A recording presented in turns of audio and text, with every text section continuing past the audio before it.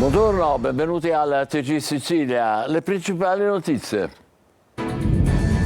Non sei un buon padre, guarda le amicizie di tua figlia. È la frase costata la vita a un uomo di 41 anni a Mascali. A ucciderlo un vicino di casa che ha afferrato le forbici, lo ha colpito alla gola, convinto di difendere così l'onore della figlia. Emergenza rifiuti a Catania, si raccolgono tonnellate di spazzatura, a Librino si cerca di recuperare il terreno perduto, ma sacche di inciviltà rallentano il processo di cambiamento voluto dal sindaco trentino.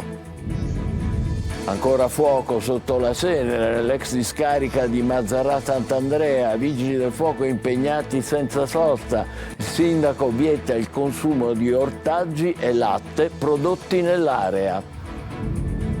44 anni fa la siccità cancella i laghi siciliani, anche Pergusa ridotto a una chiazza di fango scuro. La denuncia di Lega Ambiente, nonostante gli allarmi, non è stato fatto nulla per evitarlo. 44 anni fa la strage di Ustica, Mattarella, chiediamo collaborazione ai paesi amici. Una verità piena manca a causa di opacità, ostacoli e distorsioni. Felice Cavallaro del Corriere della Sera: Gheddafi mi aveva detto americani e francesi sanno cos'è successo. Politica, Forza Italia, dopo il successo alle europee, manda a Bruxelles Falcone e Caterina Chinnici. In regione si va al rimpasto e Di Tamaio, forte delle 112.000 preferenze, vuole una delega pesante. Palermo, l'ultima trovata per sfuggire ai posti di blocco. Una chat su Telegram mette tempestivamente in allarme chi utilizza il social indicando dove sono le pattuglie di carabinieri e polizia. Calcio, vogliamo la Serie A. Dionisi e De Santis non si nascondono e lanciano la sfida per la prossima stagione. Gianluca Carpani è il primo acquisto del Catania, che è vicino anche al portiere Adamonis.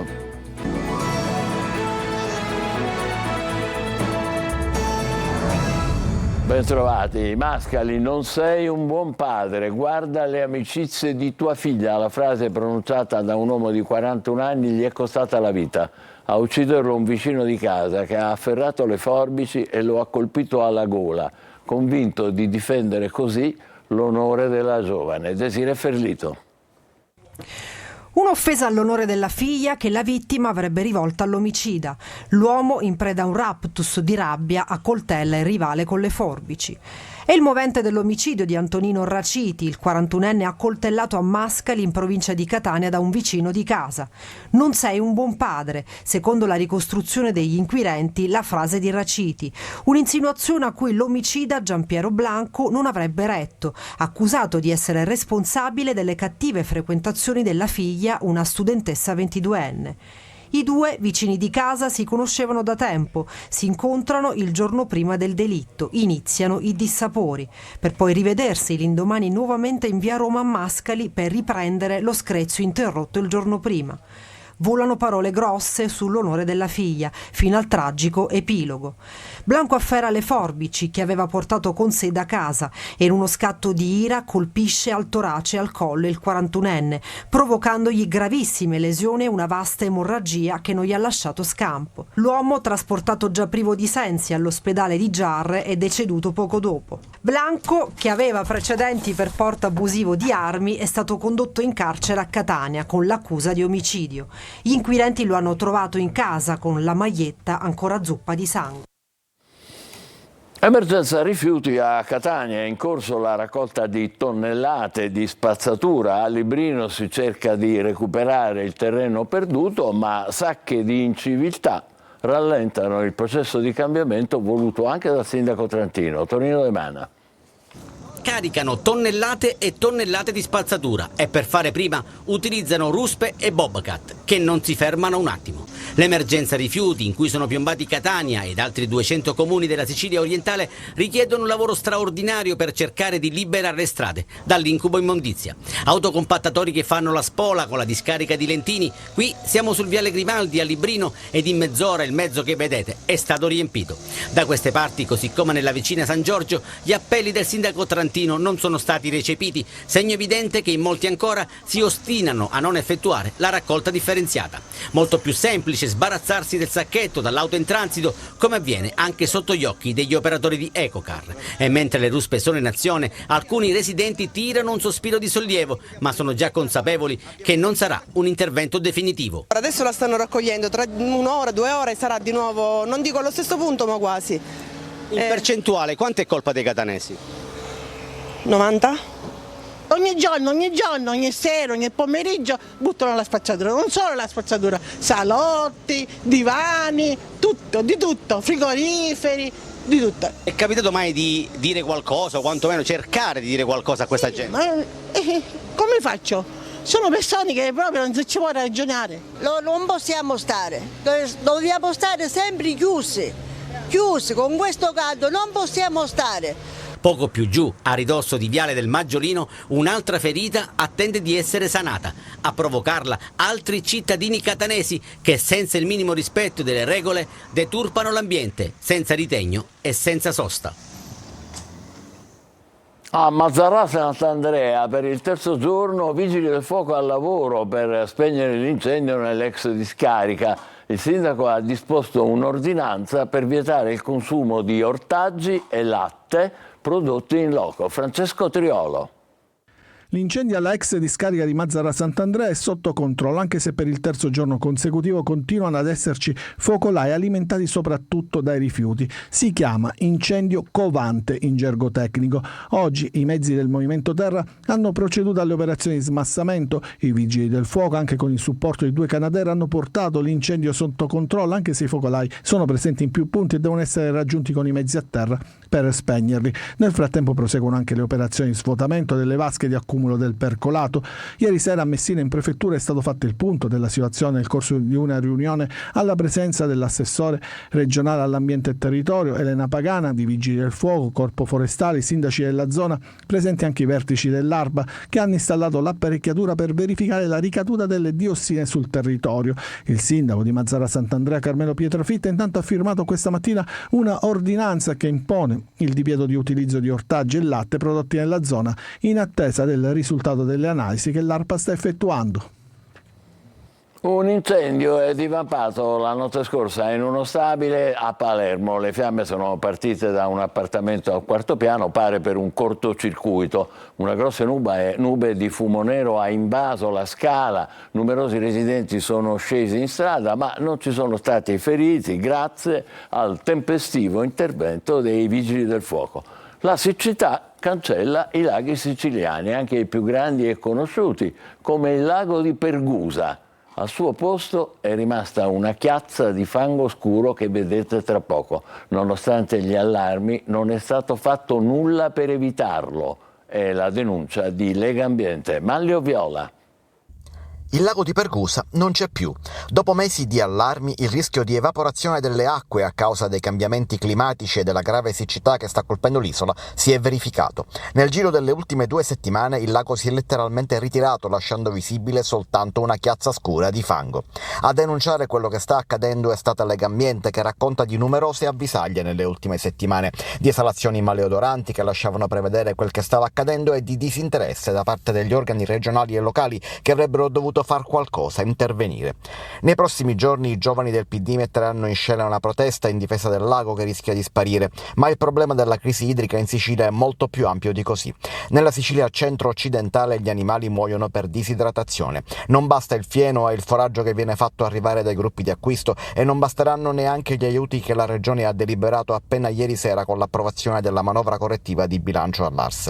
La carenza idrica colpisce la distribuzione nelle abitazioni civili, nella Agrigentino e nel Lisseno, ma è ben più grave nelle campagne nell'Alto e nel Basso Belice, dalla piana di Catania fino alle campagne che circondano Ibla. Dopo gli animali toccherà alle coltivazioni e le piogge improvvise di questi giorni non aiutano di certo per la loro caratteristica sporadica e improvvisa. 44 anni fa la strage di Ustica, resta una ferita aperta, ha detto Mattarella, una piena verità ancora manca. La Repubblica, ha continuato il Presidente, continuerà a chiedere la collaborazione ai paesi amici per ricomporre pienamente quel che avvenne. Solidarietà, dice ancora Mattarella, ai familiari delle vittime che non si sono arresi di fronte a opacità, ostacoli e distorsioni. E adesso sentiamo l'importante testimonianza di un collega del Corriere della Sera, Felice Cavallaro, che di Ustica aveva parlato con Gheddafi. Si parla sempre di una breccia nel muro di gomma per capire cosa c'è dietro la strage di Ustica. Il punto è che un'indicazione la diede proprio Gheddafi nell'85-86, quando con Tony Zermo della Sicilia andammo insieme con il presidente della regione di allora, Rino Nicolosi, da Gheddafi per recuperare un po' di pescatori che erano stati arrestati. Ma in quella tenda, al centro della Libia, io chiesi a Gheddafi cosa sa della strage di Ustica e lui rispose: lo sanno gli americani, chiedete a loro e ai francesi. Fu la traduzione che fece l'ambasciatore libico a Roma e che stava insieme con noi. È incredibile, ma questa stessa frase l'ha riproposta pochi anni fa in una intervista alla Repubblica Giuliano Amato. È la stessa frase di Gheddafi. E allora c'è il problema che in quella base della Corsica i francesi hanno visto e probabilmente partecipato a qualcosa che ci hanno nascosto, e l'Italia avrebbe tutto il diritto, come diceva anche Amato, di sapere e di continuare a chiedere, soprattutto ai francesi, i cugini più vicini. Felice Cavallaro del Corriere della Sera, che ringraziamo. Le donne di Messina Denaro. Per la Procura di Palermo sono evidenti le prove a carico di Martina Gentile, che è la figlia dell'amante del boss e è ai domiciliari da dicembre. Si può saltare l'udienza preliminare e andare direttamente al processo. Laura Spanò. Va a processo immediato, saltando l'udienza preliminare, Martina Gentile. Per la Procura di Palermo sono evidenti le prove a carico dell'insegnante di 32 anni di Campobello di Mazara, che nelle lettere con Matteo Messina Denaro si firmava Tan. La donna, che si trova ai domiciliari dallo scorso dicembre, è indagata per favoreggiamento aggravato e procurata in osservanza della pena, in quanto avrebbe favorito la latitanza di Messina Denaro. A chiedere al GIP il giudizio immediato i PM della DDA di Palermo, Gianluca De Leo e Piero Padova. Gentile è figlia di Laura Bonafede, che fu compagna del boss, arrestata e accusata di associazione mafiosa per aver aiutato il capomafia durante la latitanza, per averne gestito le comunicazioni riservate e per esserne stata la fedele emissaria. Martina Gentile è madre di una bambina, come risulta da decine di pizzini sequestrati al boss deceduto, a cui era legatissima e che per anni l'ha cresciuta come figlia. Interrogata dal GIP dopo l'arresto, aveva scelto di non rispondere, ma aveva voluto fare dichiarazioni spontanee per dire di essere stata affezionata a Messina Denaro quando era bambina, ma di avere capito che quell'affetto lui non lo meritava. La Gentile, il cui padre naturale Salvatore sconta 2 ergastoli per omicidi commissionati dal padrino di Castelvetrano, ha raccontato al GIP di avere visto il vero volto del boss, compresa la sua relazione con la madre, solo recentemente. Anche per questo avrebbe cercato di prendere le distanze dall'ambiente in cui era cresciuta, andando a insegnare a Pantelleria.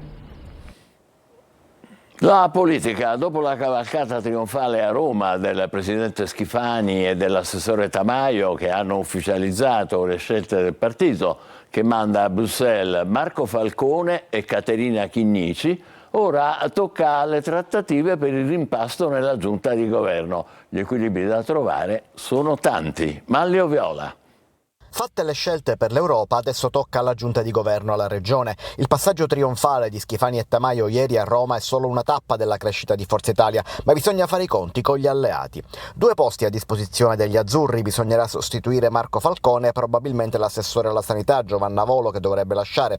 Edi Tamaio vuole una delega pesante, ma l'aria Falcone invoca il leader nazionale Antonio Tajani come garante di equilibrio fra le correnti. In gioco ci sono poi i moderati. Se Massimo Dell'Utri, almeno per il momento, non andrà a Bruxelles, il partito che ha contribuito al successo di Forza Italia ed è parte integrante del progetto per portare gli azzurri al 20% nazionale, chiede rappresentanza in Sicilia. Anche il Movimento per l'Autonomia chiede spazio, ma non lo si può dare sia a Romano che a Lombardo, con Cuffaro che ha già 2 assessori considerati intoccabili. Nella Lega in ballo il posto di Luca Sammartino e quello di Mimmo Turano, che però sarebbe intoccabile, chiede spazio l'ex eurodeputato Annalisa Tardino. Fratelli d'Italia non intende fare passi indietro, il partito sostituirà Elena Pagana per accordi interni dopo l'elezione di Ruggero Razza in Europa, ma Fabrizio Scarpinato non si tocca. Traballa invece Elvira Amata, dalla quale ci si aspettava di più. Dietro la porta c'è anche Giussi Savarino. Schifani potrebbe dare ad uno degli assessori meloniani la vicepresidenza che la Lega perderebbe per il calo di voti. Per riequilibrare tutto potrebbe esserci un complicato valzer di deleghe, ma anche questo non è semplice. Catania, la MTS, l'azienda di trasporto pubblico, e il comune presentano i nuovi assunti, più uomini e più mezzi per fare rispettare le regole e fronteggiare la sosta selvaggia. Tonino De Mana. Una foto di rito e gli applausi sanciscono l'assunzione di 29 ausiliari del traffico e di 8 autisti del settore rimozione chiamati dall'azienda metropolitana trasporti e sosta Catania SPA. Festa grande nel piazzale dell'autorimessa di via Plebiscito, dove sono stati esposti anche i nuovi mezzi, carro attrezzi, nuove vetture con il sistema Street Control e gli scooter di cui verranno dotati gli ausiliari. Ed ecco a caldo le impressioni dei neoassunti. Emozionati e ricchi di aspettative positive. Siamo contenti, almeno io lo sono. Grazie. Vedo che lei sprizza gioia da tutti i pori. Sì, siamo contenti di entrare in questa azienda e speriamo di poter contribuire a migliorare i servizi per la nostra città. Soddisfatto il presidente Bellavia che con più uomini e mezzi può far partire l'operazione legalità. Purtroppo, come noi sappiamo, l'organico della polizia locale è oggi insufficiente, il comune su questo sta provvedendo a nuove assunzioni e quindi gli ausiliari del traffico e in generale gli operatori dell'azienda possono essere di grande aiuto al comune nel cercare di contrastare alcuni fenomeni di cattivo costume. La speranza è di riportare un po' di ordine sulle strade di Catania. Tornato in libertà dopo aver trascorso un periodo di detenzione per reati commessi nei confronti dei genitori, ha ripreso a minacciare di dare fuoco alla casa del padre e della madre per farsi dare dei soldi e a minacciare anche l'ex convivente dalla quale aveva avuto una figlia che è ancora piccola. L'accusa contestata dalla Procura di Catania a un pregiudicato di 27 anni che è stato arrestato. Cambiate strada, c'è un posto di blocco. Le informazioni sui controlli delle forze dell'ordine corrono sulla chat Telegram. In un canale del sito di messaggi ci si scambia segnalazioni sulla presenza di polizia e carabinieri, soprattutto nei weekend. Marco Gullà. Occhio, posto di blocco in via Roma, evitate di passare da lì. Le informazioni sui posti di blocco delle forze dell'ordine a Palermo corrono direttamente su una chat di Telegram. Posti di blocco Palermo, si chiama così e conta circa 200 membri. L'obiettivo ovviamente è quello di evitare di essere fermati dalle pattuglie, soprattutto nel weekend, quando i controlli vengono accentuati. L'etilometro diventa il nemico da evitare, da dribblare, e allora chat come questa diventano alleate di chi vuole guidare sotto effetto di alcol o stupefacenti. Le segnalazioni arrivano soprattutto la notte. Non passate dalla stazione centrale di Palermo, diverse pattuglie mi hanno fermato, a me è andata comunque bene. Il codice della strada è molto chiaro, non c'è reato, ma chiunque segnali su chat o sui navigatori satellitari la presenza di autovelox o posti di controllo compie un illecito amministrativo, punito con una sanzione di 802 euro. È il momento della nostra pausa, tra poco il calcio con le ultime di mercato e il primo acquisto del Catania. State con noi, vi aspettiamo.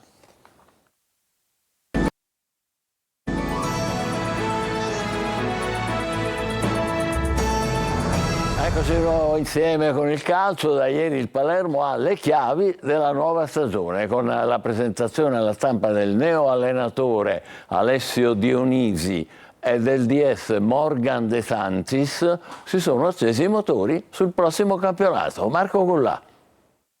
vogliamo la Serie A, ma senza Assilli. Parole dell'amministratore delegato del Palermo Giovanni Gardini nel corso della conferenza stampa di presentazione del tecnico Alessio Dionisi e del direttore sportivo Morgan De Santis. Le risposte sono state chiare, senza troppi giri di parole. Dalle situazioni di Matteo Brunori e Jacopo Segre, entrambi restano e sono al centro del progetto, ai portieri con Mirko Pigliacelli che va verso la cessione e The Splash titolare. Ci piacerebbe migliorare la rosa con giocatori che conoscono il campionato italiano in quanto Serie A e Serie B.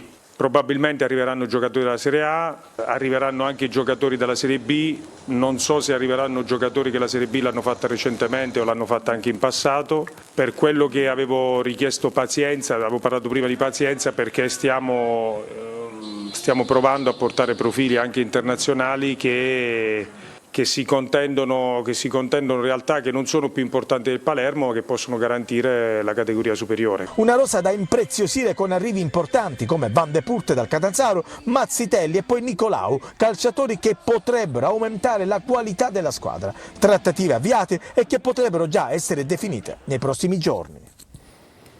Colpo di mercato per il Catania. Gianluca Carpani è un giocatore rossazzurro, l'ufficialità nelle prossime ore. Vicino ad Amonis, 3 arrivi in casa Trapani. Marco Carli, scusate.